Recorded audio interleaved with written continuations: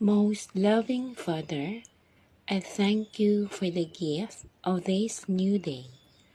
Please help us to use it for your honor and glory.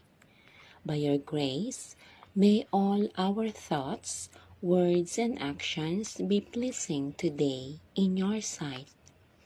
In your great kindness, Lord Almighty, preserve us on this day without sin and protect all your people from every evil.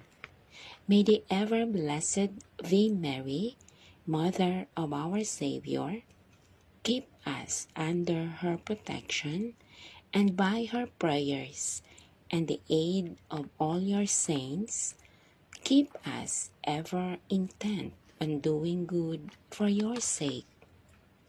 We ask these blessings through your